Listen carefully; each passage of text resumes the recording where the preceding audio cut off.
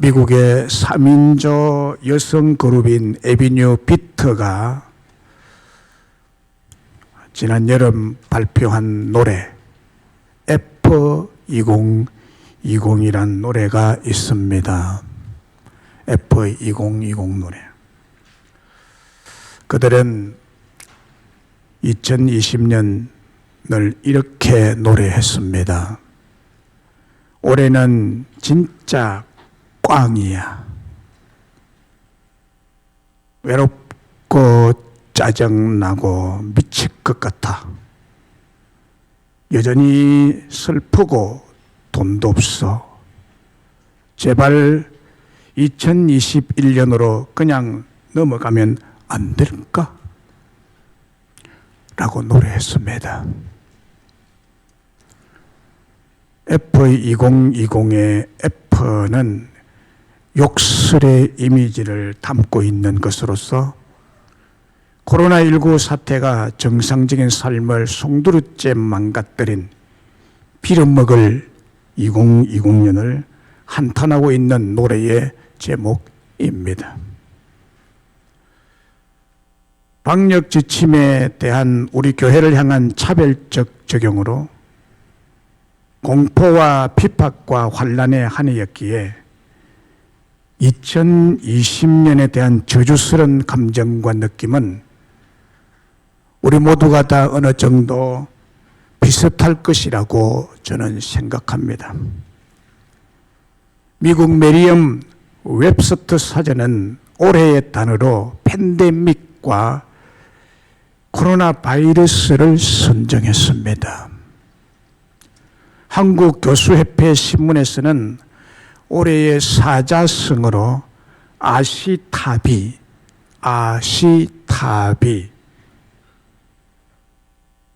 나는 옳고 남은 잘못됐다는 뜻의 단어 사자성어를 선정했습니다.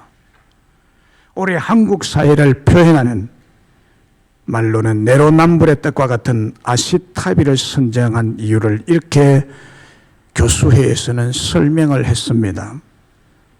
여야, 보수와 진보, 법무부 장관과 검찰총장 사이는 물론 코로나 바이러스 발생과 전염에 대한 책임을 두고서도 사회 도처에서 내로남불 사태가 불거졌다라고 설명을 했습니다. 예루살렘 히브리 대학 교수이고 역사학자인 유발 하라리가 쓴 책 호모데우스라는 책이 있습니다. 그 책에 이런 얘기를 소개하고 있습니다. 파리가 도자기 가게를 부수고 파괴하는 방법을 소개하고 있습니다. 언뜻 생각하면 연약하고 조그마한 파리 한 마리가 거대하고 견고한 도자기 가게를 부술 방법은 없습니다. 그러나 파리가 거대하고 힘이 센 황소를 찾아내고 그 귀 속에 들어가 윙윙거리기 시작한다면 상황은 달라집니다.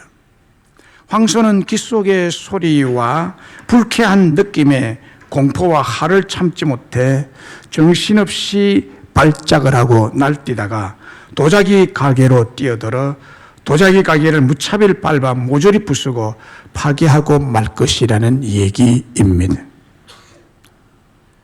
멀쩡하던 도자기 가게가 한순간에 파괴된다면 도자기 가게 주인은 얼마나 황당할까요? 지난 2020년 한 해는 코로나19와 싸우고 견디고 방어하며 보낸 시간들이었습니다.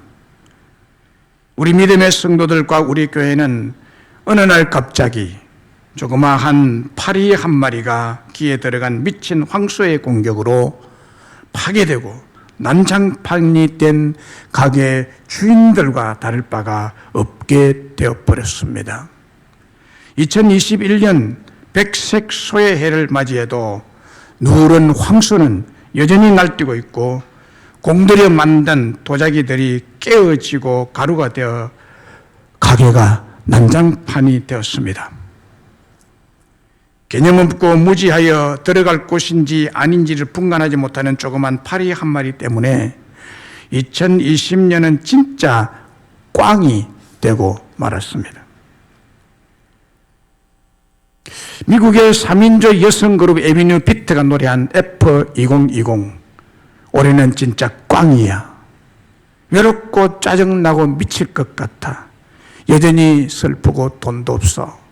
제발 2021년으로 그냥 넘어가면 안 될까라고 노래했지만 그냥 넘어오지 않고 더 심각한 2021년을 맞이하고 있습니다.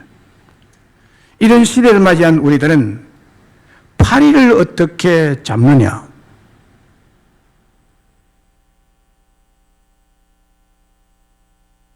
파리 한 마리 황 속에 들어가지 못하도록 어떻게 견제하느냐? 황소를 어떻게 길들이느냐에 집중할 것이 아니라 주님의 말씀에 우리들은 집중해야 할 것입니다. 왜냐하면 주님만이 우리의 깨어진 일상, 난장판이 된 한국교회와 우리 교회와 깨어진 예배를 회복하시고 치유하시고 부흥케 하실 분이기 때문입니다. 2021년 올해 우리의 신앙 핵심 방향은 오라, 쉬게 하리라, 가라, 내가 함께 하리라고 정했습니다. 이제 조만간 코로나 바이러스는 물러갈 것입니다. 우리는 코로나 이후를 바라보며 코로나로 인해 흩어졌던 주님의 백성들이 주님의 품 안에서 주님과 함께 주님을 위해 예배를 드리기 위해서 와서 모이는 교회로 그리고 세상 속에서 세상과 함께 세상을 위해서 복음을 전가하기 위해 가는 흩어지는 교회가 되기를 간절히 소원하는 것입니다. 사랑하는 여러분, 간절히 부탁을 드리는 것은 이 목적을 위해 오라 하면 모이시고 가라 하면 흩어지는 교회를 만들어가기 위해서 치열한 몸부림과 열정적인 행동과 순종이 있기를 간절히 부탁을 드립니다. 지난주에 이어서 오늘 본문 말씀을 생각하며 은혜를 나누기를 원합니다. 오늘 본문에 가라고 명령하시면서 어떤 약속을 우리에게 주고 계십니까?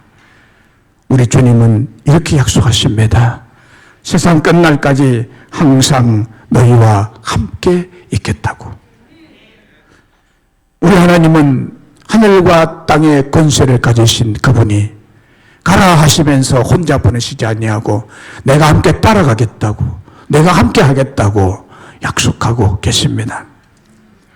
18절과 20절에 하늘과 땅의 모든 권세를 내게 주셨으니 볼지어다 내가 세상 끝날까지 너희와 항상 함께 있으리라 했습니다.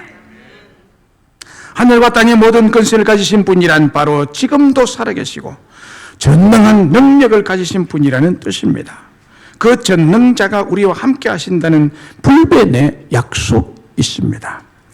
하늘과 땅의 모든 권세를 가지신 부활하신 예수님께서 친히 임마누엘 하셔서 우리와 함께 생활을 하겠다는 말씀이에요. 생활을 같이 하겠다는, 친히 우리와 함께 하시면서 평생에 세상 끝날까지 지키시며 보호하시며 은혜를 주시며 축복하시며 인도하시겠다는 약속의 말씀입니다.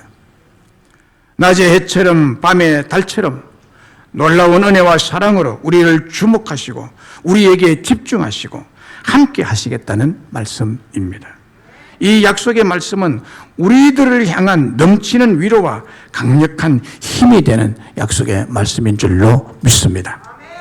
부활하신 예수님은 우리들의 형제요, 친구요, 구원자요, 치료자요, 상담자요, 축복하시는 자로서 모든 공간과 모든 시간을 초월하여 우리와 함께 계실 것임을 약속하고 있습니다.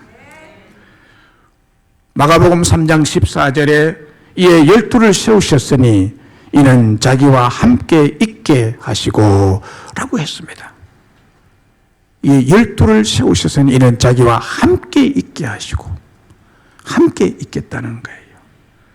그리고 요한복음 17장 12절에 내가 그들과 함께 있을 때 내게 주신 아버지의 이름으로 그들을 보존하고 지켰나이다. 그 중에 하나도 멸망하지 않고 다만 멸망의 자식뿐이 오니 이는 성경을 응하게 함이니이다 라고 했습니다.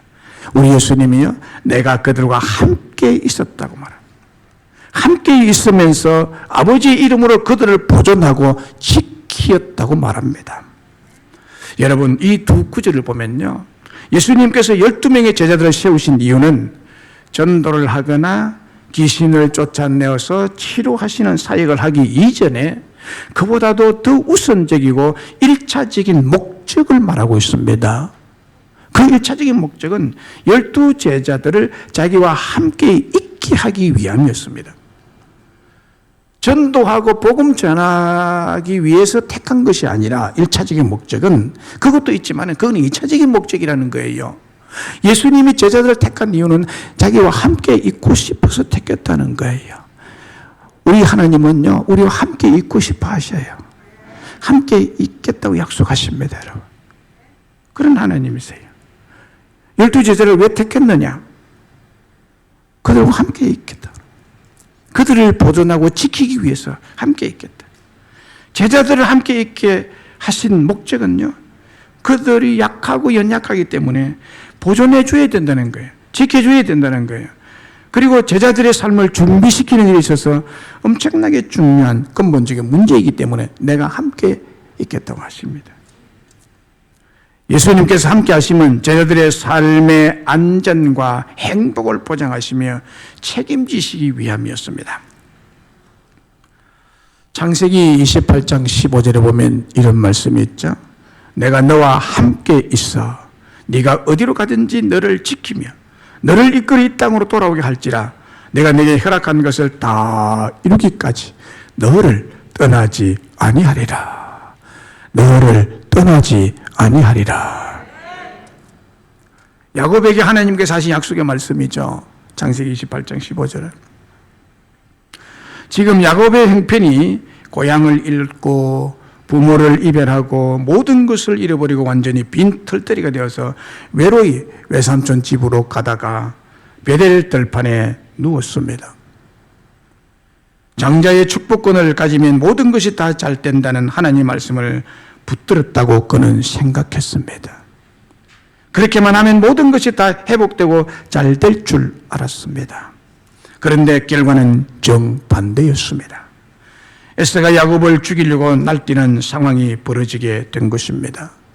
믿음으로 했다고 생각한 이 행동이 마치 벌집을 쑤셔놓은 것 같은 결과를 초래하고 말았습니다. 결국 야곱은 하나님의 축복을 받으려다가 하나님의 질서를 자기의 머리로 자신의 방법과 힘으로 고쳐버리고 시도했다가 모든 것을 다 잃고 도망쳐야 하는 실패자가 되어 있습니다. 지금 야곱의 마음속에 일어나고 있는 의문과 절망은 무엇일까요? 베델 들판에 돌을 베게 하고 누워있는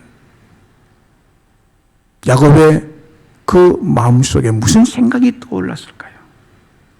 도대체 장자의 축복을 주신다는 하나님은 어디 계십니까? 였을 것입니다. 장자의 축복권을 가지면 모든 것이 형통하게 잘 해결될 줄만 알았는데 하나님이 그것을 소유한 자와 함께해서 모든 것을 형통하게 하고 문제가 하나도 없도록 만들어 주실 줄 알았는데 지금 자기가 쫓겨나고 도망가는 신세, 그리고 빈들판에서 빈손으로 광야에 누워 자야만 하는 그 야곱의 마음속에 떠오른 생각, 제가 깊이 생각을 해봤는데요. 장자의 축복권을 가진 자에게 축복하시는 그 하나님은 어디 계십니까 지금? 라는 생각 같아요. 믿음으로 장자권을 소유하고 은혜 받고 싶고 축복받고 싶고 바르게 살아버리고 머리를 쓰고 어머니의 지혜까지 도움을 받아 성공적인 인생을 살아버리고 몸부림을 치다가 인생 패배자로 길바닥에 드러누워 자고 있었습니다. 그런데 하나님은 바로 그곳에서 이 약속의 말씀을 주셨습니다. 내가 너와 함께 있어. 걱정하지 마. 내가 너와 함께 있다고. 그리고 네가 가는 곳에 어디든지 내가 함께 있을 것이야. 내가 네게 허락한 모든 것을 다 이루기까지 너의 평생에 내가 너를 떠나지 아니하리라. 할렐루야. 야곱이 이스라엘 된 것은 하나님께서 함께 하실 것이라는 이 약속의 말씀에 있었기 때문입니다. 여호수아서 1장 5절에 네 평생에 너를 능히 대적할 자가 없으리니 내가 모세와 함께 있던 것 같이 너와 함께 있을 것임이니라.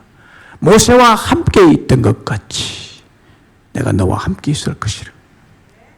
여러분, 모세가 얼마나 위험한 그런 순간들을 많이 넘겼습니까? 하나님이 모세와 함께 하셨어요.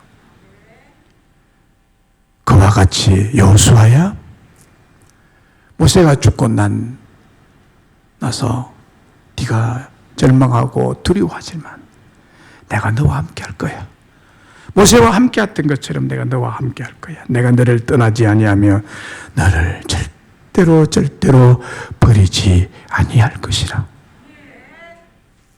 이사야 41장 10절에도 두려워하지 말라. 내가 너와 함께함이라. 놀라지 말라. 나는 네 하나님이 됨이니라. 내가 너를 굳세게 하리라. 참으로 너를 도와주리라. 참으로 나의 의로운 오른손으로 너를 붙들리라. 너와 함께하나. 우리와 함께 하신다고 약속하십니다.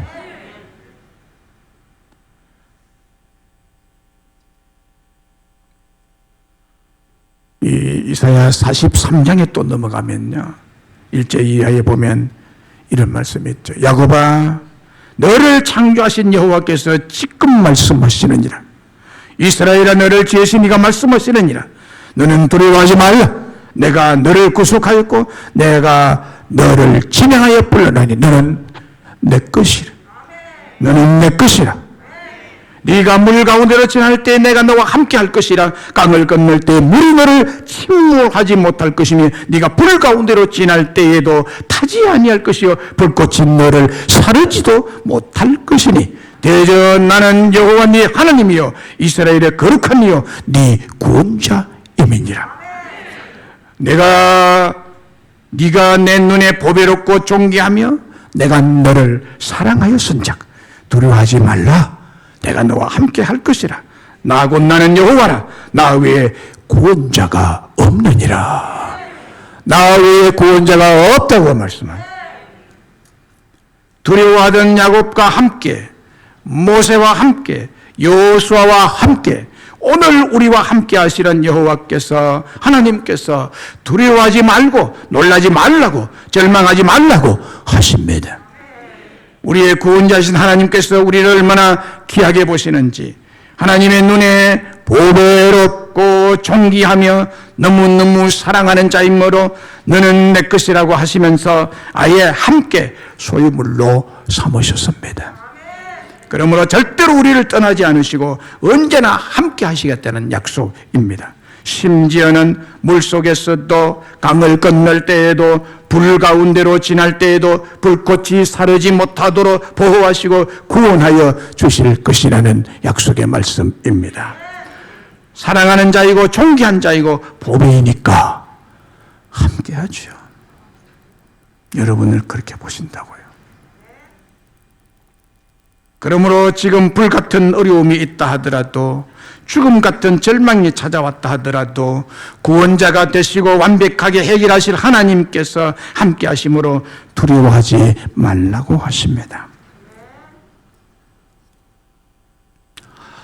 하나님께 대한 열심을 가지고 충성을 다하는 사람들이 종종 부딪히는 어문이 있습니다. 하나님 약속의 말씀을 붙들고 믿음으로 살아가는 신실한 믿음의 성도들에게 의문이 있어요. 그게 뭐냐?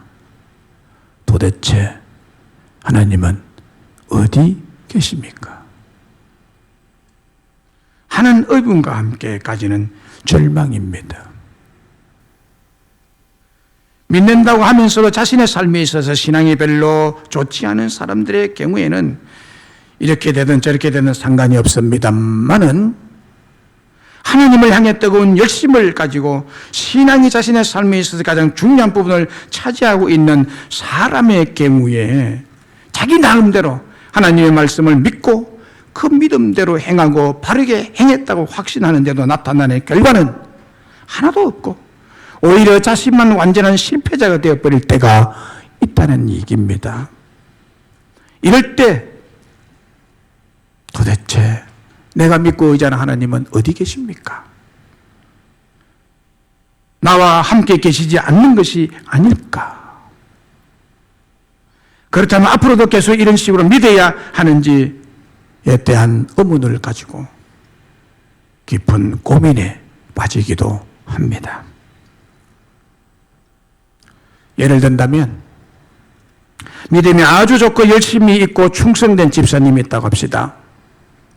그는 정말 신앙을 중시하고 성경 말씀을 목숨보다 더 틀림없는 말씀, 귀한 말씀인 것으로 믿는 분입니다. 그런데 그가 보기에 교회 직분자들이 목사님 말씀에 순종도 잘 안 하고 말씀대로 살지도 않고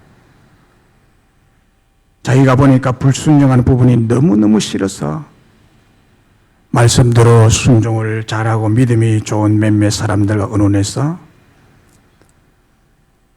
이런 전적으로 순종하지 않고 협력하지 않는 직분자들에게 바른 소리를 한번 하기로 했습니다. 우리가 바른 소리 하자. 자, 그 결과가 어떻게 됐을까요? 잘 아시죠? 결과가 어떻게 됐을까요? 직분자들 바른 소리 받아들였을까요? 그 반대했을까요?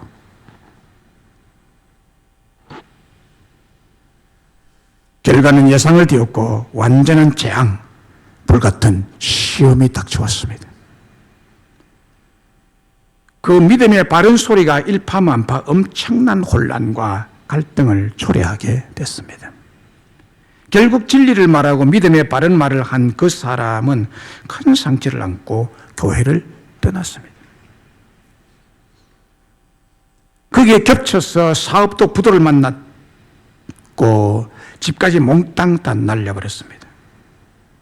집도 직장도 다 잃고 어두운 지하 단칸방에 웅크리고 앉아있을 때 그 믿음 좋은 충성스러운 집사님의 마음속에 무슨 생각이 들겠어요? 뭐가 잘못됐을까? 신앙이 없는 사람들은 오히려 더 잘 살고 더 잘 되고 갈등도 없는데 바른 믿음을 가진 나는 왜 이런 모양이 되었을까? 도대체 살아계신 하나님은 어디 계십니까? 라는 의구심과 함께 깊은 절망에 빠지지 않겠습니까?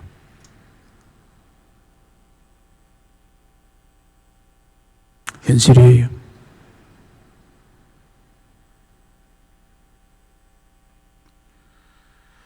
종교개혁자 마르틴 루터도 성경의 바른 진리를 연구하고 깨닫고 보니 당시 로마 가톨릭 교회가 너무너무 잘못되어 있었습니다.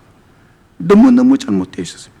그래서 95개 항목에 달하는 문제점을 지적하고 바른 성경적 진리를 적어서 비텐베르크 성당 문에 붙여놓고 보라고 했습니다.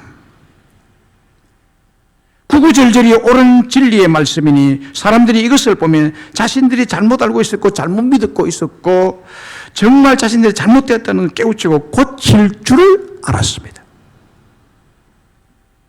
그러나 나타난 결과는 정반대였습니다.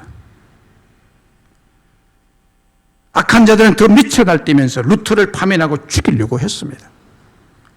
이때 루터는 철저한 패배의식 때문에 깊은 절망감 속에 빠져서 수년간 피신을 다녔습니다. 그런데 하나님은 정치적으로 힘이 있는 영주들을 일으켜서 루터를 옹호하게 하고 루터를 따르게 하고 루터를 보호하고 힘이 되어줍니다. 그래서 루터의 종교개혁을 도우는데 적극적으로 이 영주들이 났습니다. 영주들의 것은 지금 도지사 시장급입니다. 시장들이 나서고 도지사가 나섰다는 거예요. 한 목사를 위해서. 이 영주들의 도움으로 루터는 죽지 않고 종교개혁을 성공하게 되는 것입니다. 자, 이거 보세요. 그가 바른 말하고 옳은 소리를 두고 진리를 선포했을 때 그의 결과는 완전 실패자로 전락한. 내가 믿는 하나님은 어디 계실까라고 절망했죠. 그런데 결국에 하나님이 함께 하셔서 종교개혁 성공을 하게 됩니다. 그래서 그의 마지막 고백이 뭐예요? 내 주는 강한 성이요 방패와 병기 되시니 큰 환난에서 우리를 구하여 내시리로다. 내 힘만 의지할 때는 패할 수밖에 없도다. 힘 있는 장수 나와서 날 대신하여 싸우네. 이 장수 누군가? 주 예수 그리스도. 할렐루야. 만군의 주로다. 당할 자 누구랴 반드시 이기리로다. 이런 고백을 한 것입니다. 우리 찬송가에 있죠. 마틴 루터가 지은 노래입니다. 결국 목숨을 건 싸움은 만군의 주 하나님이신 주 예수 그리스도께서 루터와 함께 해주심으로 그를 도우심으로 이기고 성공하게 되었다는 고백입니다. 하나님은 우리와 함께 계십니다. 임마누엘 되신 하나님께서 우리에게 주시는 명령은 그러면 무엇일까요? 우리를 세상으로 가라 하십니다. 세상으로 가라. 예수께서 나와 말씀하여 이르시되 하늘과 땅의 모든 권세를 내게 주셨으니 그러므로 너희는 가서 모든 민족을 제자로 삼아 아버지 아들과 성령의 이름으로 세례를 주고 내가 너에게 분부한 모든 것을 가르쳐 지키게 하라. 볼지어다 내가 세상 끝날까지 너의 목숨이 끝나는 그 순간까지 천국까지 함께 있으리라. 그러므로 너희는 가라. 가서 가르쳐라. 가서란 단어는 헬라어 문법상 이렇게 되어 있습니다. 제1가급 분사형으로 되어 있습니다. 이 말은 무슨 말인가 하면요, 한 번 하는 것을 끝까지 한다는 거예요. 한 번 가고 마는 것이 아니라 끝까지 가라. 네 생명 다할 때까지 가라. 분사형. 제1가급형은 한 번 하는 것은 영원히 지속되는 것을 말하고 헬라 문법에서는요, 분사형에는 끊임없이 계속 가라. 지속적으로 나아갈 것이라는 의미심장한 명령적 의미를 가진 단어입니다. 가라는 전도 명령은 적극적이고 능동적이며 지속적이함을 강조하는 말씀입니다. 한두 번 가고 중단하는 것이 아니라 세상 끝날까지 끊임없이 지속적으로 복음을 들고 나가야 함을 뜻합니다. 요한복음 17장 18절에도 아버지께서 나를 세상에 보내신 것 같이 나도 그들을 세상에 보내었고 라고 합니다. 아버지께서 나를 세상에 보내신 것 같이 나도 그들을 세상에 보낸다고. 가라고. 나와 함께 있었는데 이제는 너희들이 세상으로 가라고 이렇게 했다고 말합니다. 오늘 우리들도 세상으로 보냄을 받았기 때문에 교회 안에만 머물러 있어서는 절대로 안 됩니다. 절대로 안 됩니다. 하늘과 땅의 권세를 가지신 하나님께서 함께 하심을 믿고 세상으로 불신 세계로 복음을 들고 나가고 들어가야 합니다. 나가지 않으면 하나님 명령을 어기고 불순종하는 것이기 때문입니다. 그래서 가라 하는 명령에 여러분들 순종하셔야 됩니다. 가라는 것은 저 어디 보면 가버리라가 아니라 복음 전하러 가라는 거예요. 전하고 다시 오라. 내게서 쉬어라. 힘을 얻어라. 그리고 다시 가라.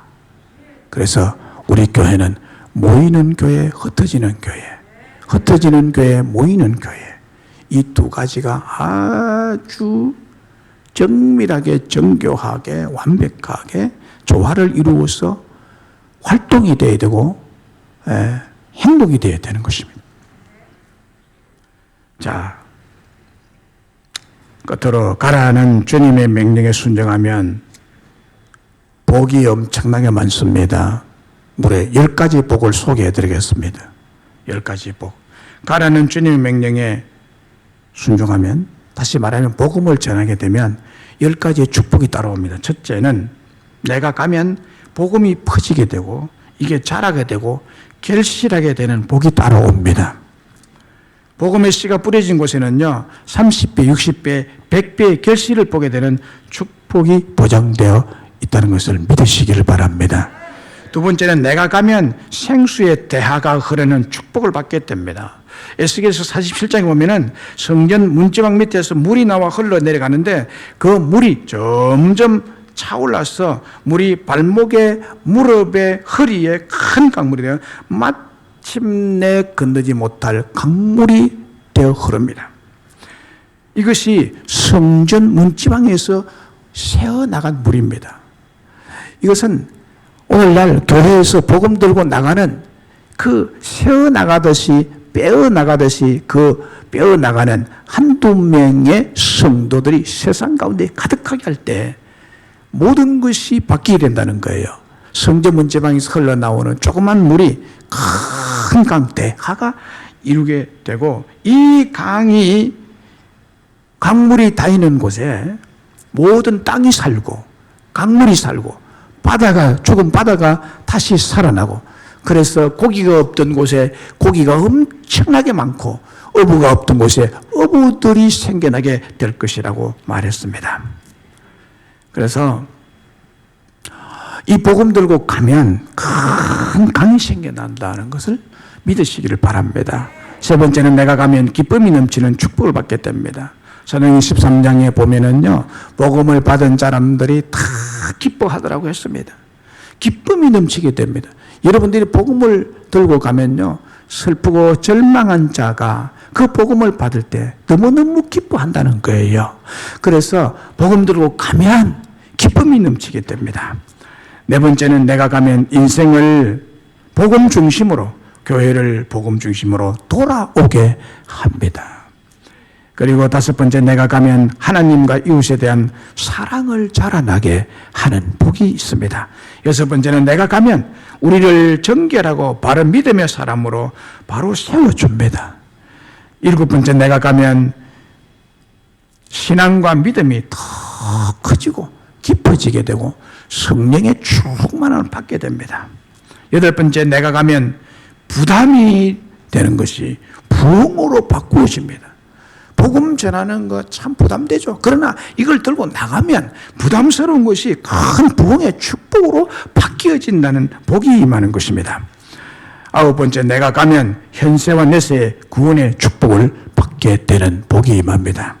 열 번째, 내가 가면 가정생활을 모범적으로 하게 되는 축복을 받게 됩니다.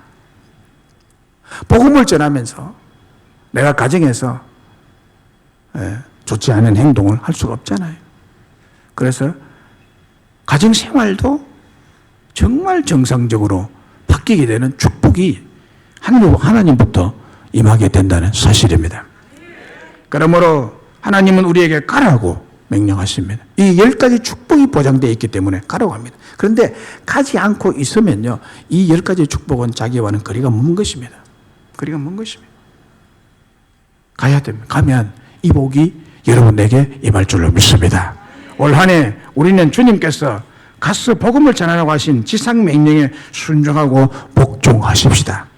가라는 명령에 복종하는 사람에게 10가지 축복을 주실 줄로 믿습니다. 이제 말씀했습니다. 사랑하는 여러분, 코로나로 인해 아주 짧은 시간에 세상 사람들은 교회에 대한 이미지가 아주 나쁜 상태로 전락하고 말았습니다.